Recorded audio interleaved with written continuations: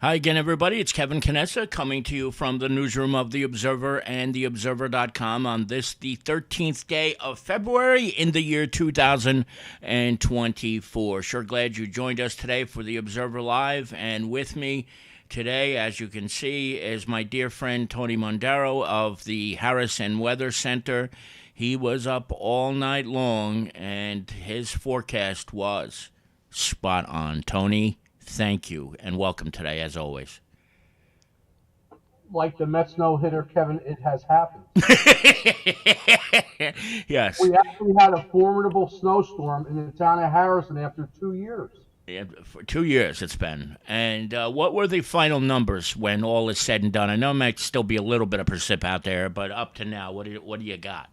Yeah, the last of the precipitation's moving across Long Island right now. They're clearing that area within the next hour. Here's some numbers. So we'll start with some of the high ones. Not in this area, but further north and west. Hampton Township. Bill Sherrier. Bill comes in with 13 inches. Then we had my brother Vincent Mondaro in Lake Parsippany. He had 6.6. Brother Charles over in Hanover, Whippany, 7.5. My son-in-law Mike. As you can see, there's a theme here. All my family are trained weather observers. Right. Mike wound up with, let's see what here. He had close to about 5 inches. Here in Harrison, we had 5.5. We said it would be 3 to 6.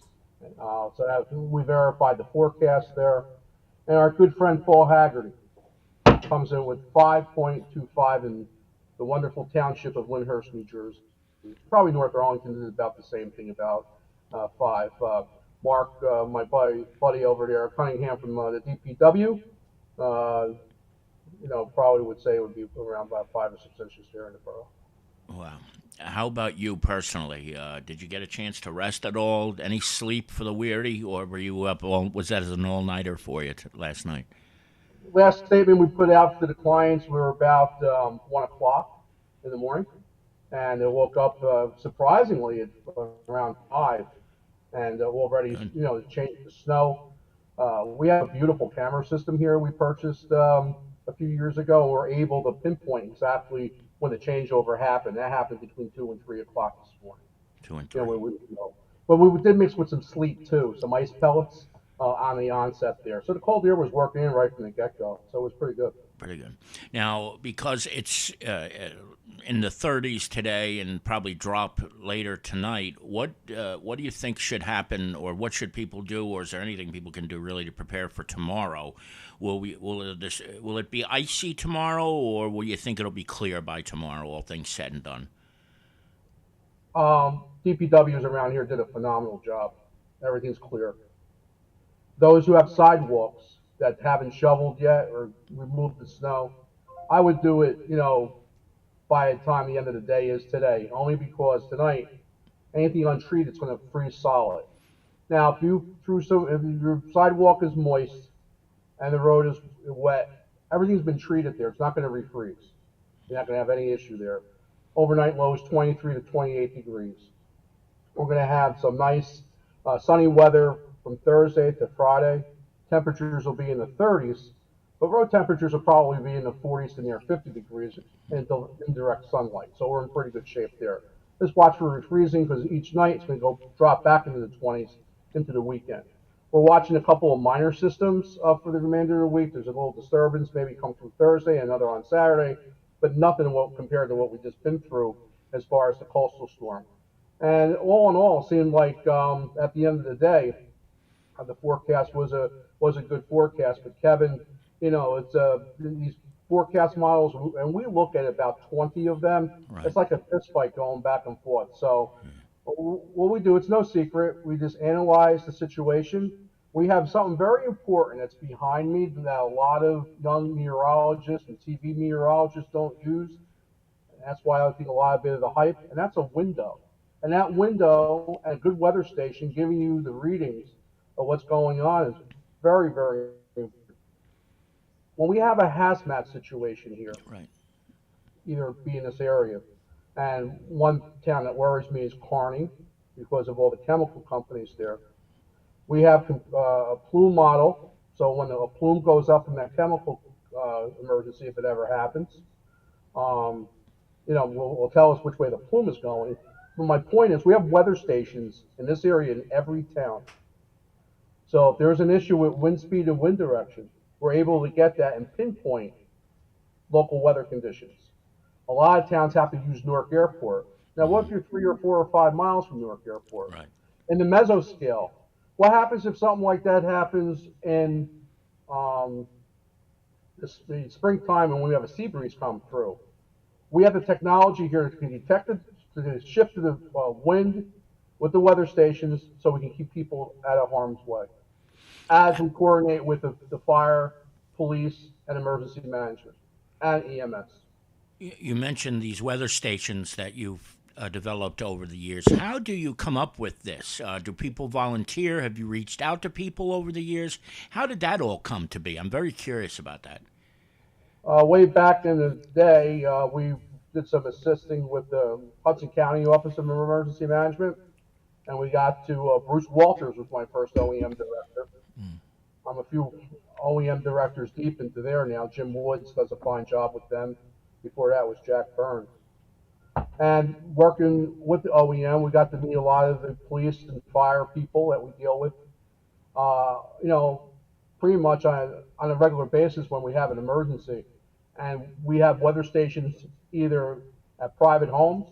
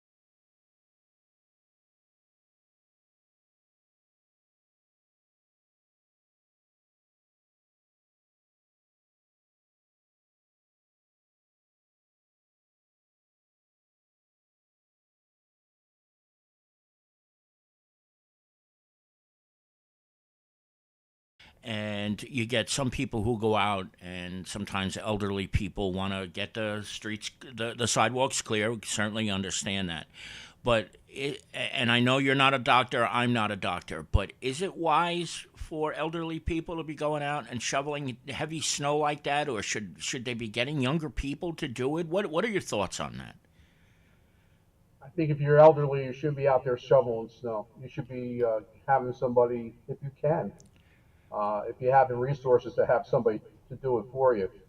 Chances of having a cardiac episode when you're elderly is pretty high if haven't worked out and out of shape. Yeah, I always wondered if that was mythological or if that was actual reality that people do have heart attacks when they go out and they shovel. But you think about the kind of stress that they must put on them, it's got to be absolutely extraordinary. Paul Haggerty, your dear friend, is here with us. I'm so grateful for Paul's presence. He's been here so many times over the last couple of weeks. He says it too. You know, the weather plays a huge role in emergencies, fires, and hazmats. So thank you for chiming in, Paul. On our way out here, Tony, you said there's a couple of things that are in the hopper, maybe brewing, but is there anything anybody needs to worry about in the coming days up to Friday, do you think? No, not at this point. I think mainly dry weather through Friday when we next meet at 3 o'clock. That'd be our weekly weather spot. Usually, let everybody know we agreed that unless there's breaking weather, Kevin will have the news on Tuesdays, and I'll come back with like a weekend weather report, and also some garden tips, and when the weather's quiet on a Friday, and maybe some barbecue recipes. We'll see. As we get closer to this summer. So no, Kev, I think we're in pretty good shape. I hope you have a great show today, and as always, thank you for having me on. We really appreciate it. You are just as much a part of this as I am, so it's a partnership. It's not you having me having you on or you joining us. This is where you belong, and I can't thank you enough. And Paul just reminded us that the Mark Half paper fire was 5 years ago. I don't know if it was 5 years ago today, but that was a crazy fire over, I guess, in Patterson. So 5 years ago already, and that was wind spread too. Absolutely. Unbelievable. Tony, my man, thank you so much. We'll see you later this week, if not before that, okay? Sounds great. Have a great show, Chris. All right, brother. Thank you very much. And there he is, the one and only, and in my words, in my view, the immortal Tony Mondaro. He joins us every week to talk about the weather, and we've had a lot of opportunity to spend time with Tony, and I enjoy every second of that because he's as good as there is when it comes to weather forecasting, and not just that, he's a wonderful human being too. And I think it's a fair assessment. Everybody knows we are all so lucky to have him.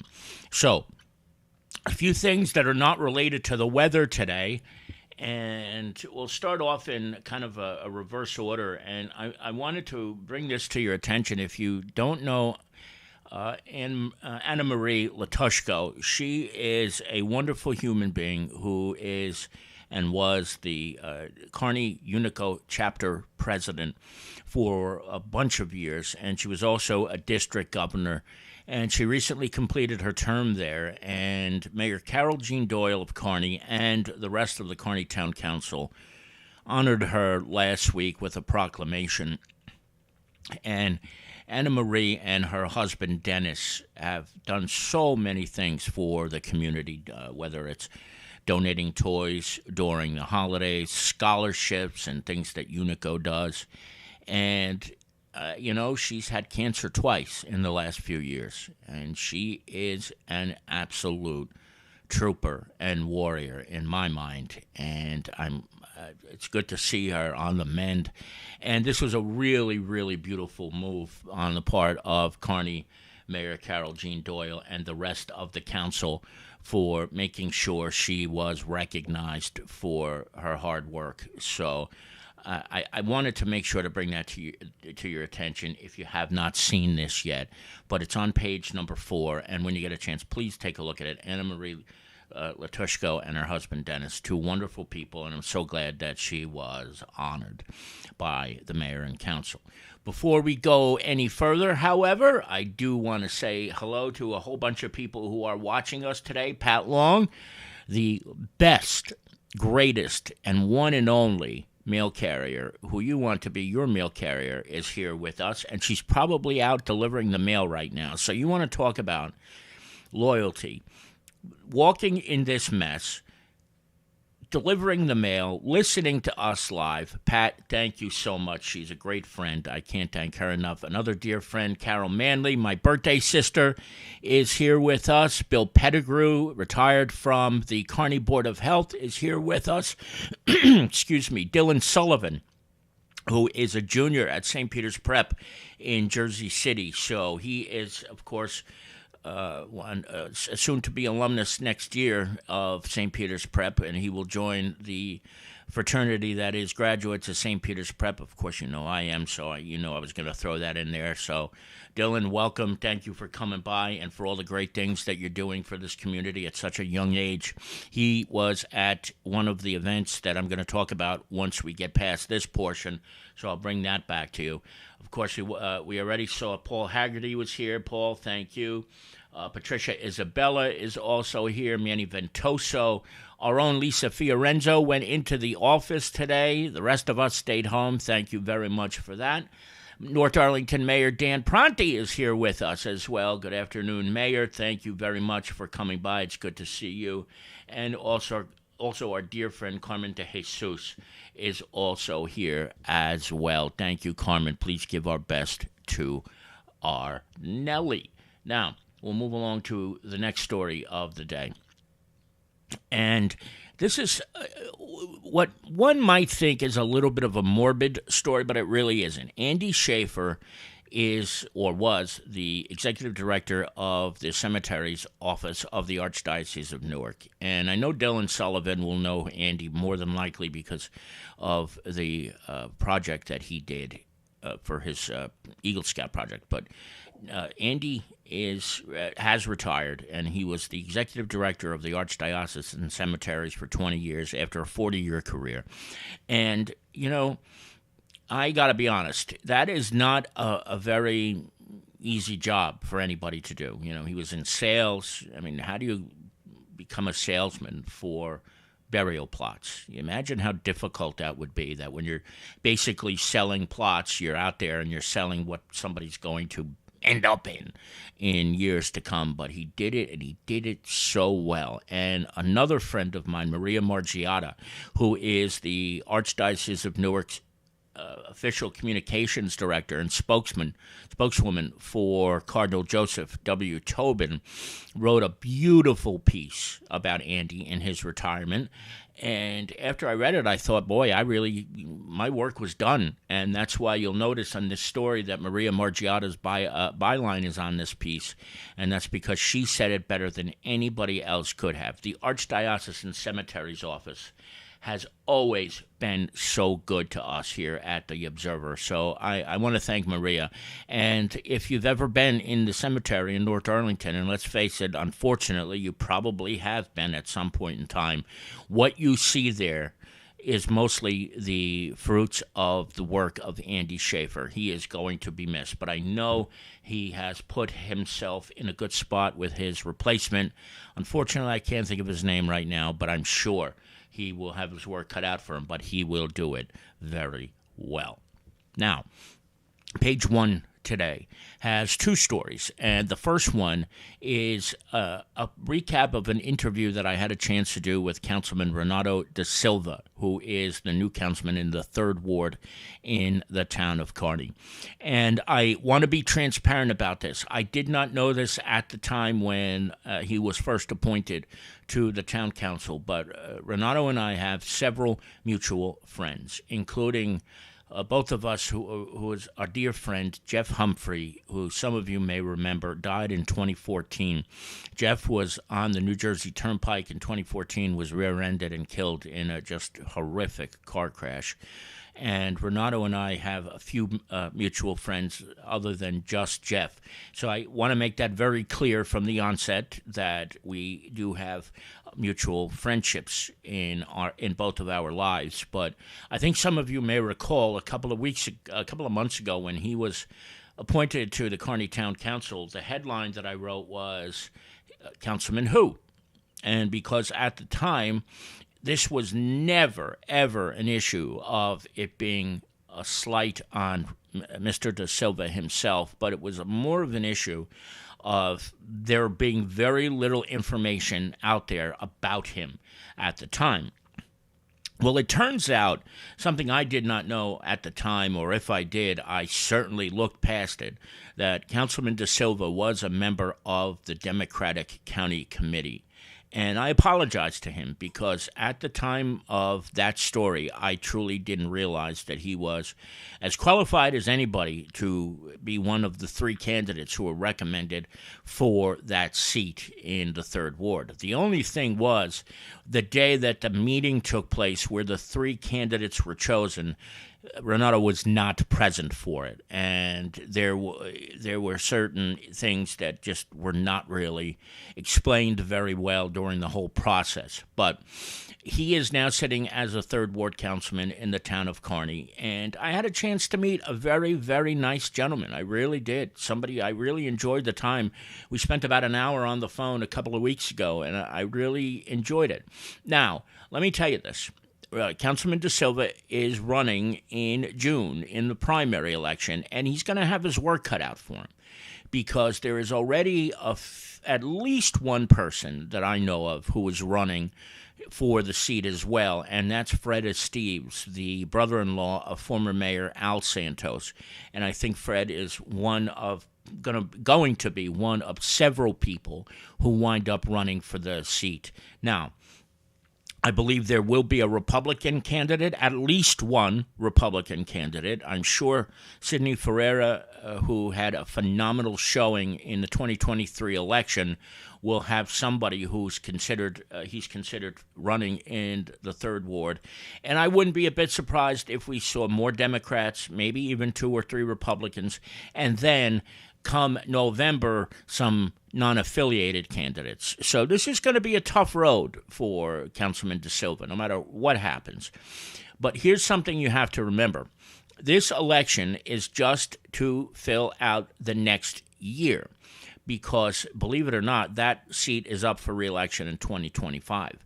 So here's what happens. In June, the first Tuesday after the first Monday in June will be the primary election.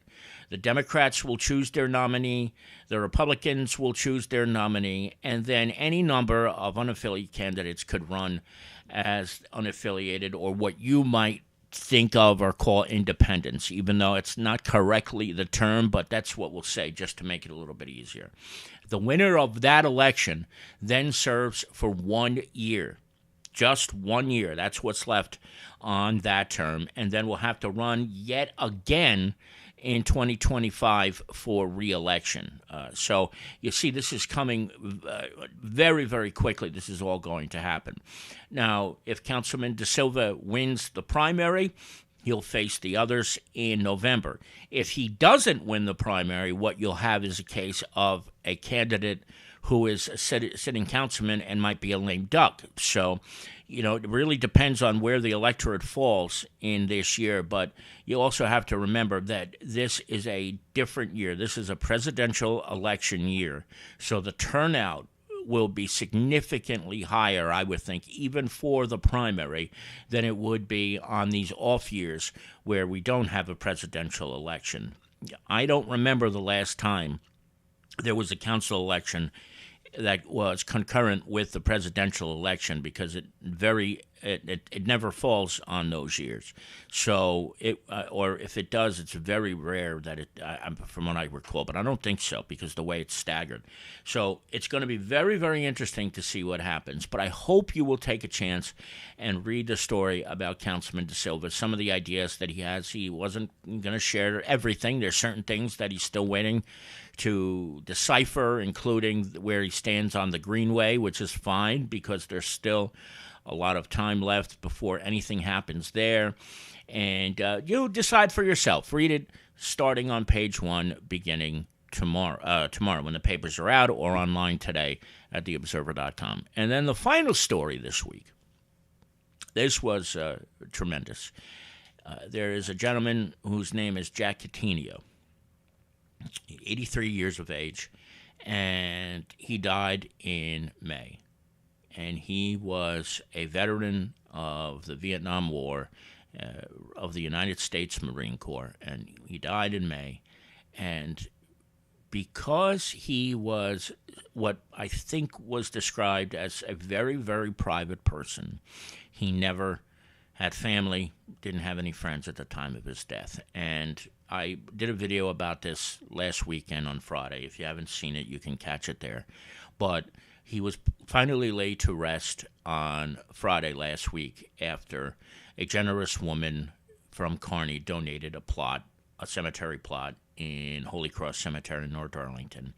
And it was a very, very moving ceremony with the United States Marine Corps on hand. The chaplain of the cemetery was there, the mayor and council, Mayor Carol Jean Doyle, and 4 council members, Jerry Facito, Mary Trine DeCastro, Stat Theodoropoulos, and George Zapata were there. And so was the aforementioned Dylan Sullivan, who was watching us here, 16 years old, or maybe even 15. Dylan, you correct me. And he was there because of his respect for what happened, and he's been involved with Len Twist. Now, Len Twist and Joanne Northgrave were primarily responsible for making this happen. And, folks, when I tell you this was a very moving day, it really was. So if you haven't had a chance to see the video, I hope you'll check it out. It's available on theobserver.com. And it was really something to behold. It really was. And it is, of course, this week's front page story. And that's it. And that's where we stand today. I want to thank each and every one of you for joining us. Carol Manley is here. Lorraine Sanfilippo is here. I didn't get a chance to say hello to you, Lorraine, earlier. And John Drimkowski. John, thank you very much for being here, as you are each and every week. I will be back 1 week from today. Actually, no, I'll be back Friday to talk weather with Tony and please do me this favor.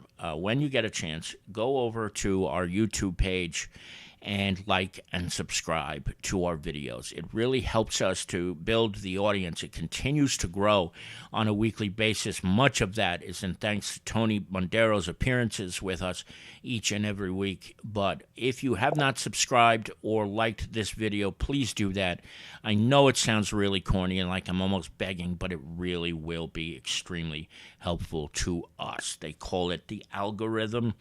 There is really something to that. So please, indeed, when you get a chance, go over to our YouTube page and like the page and subscribe. Most importantly is the subscription.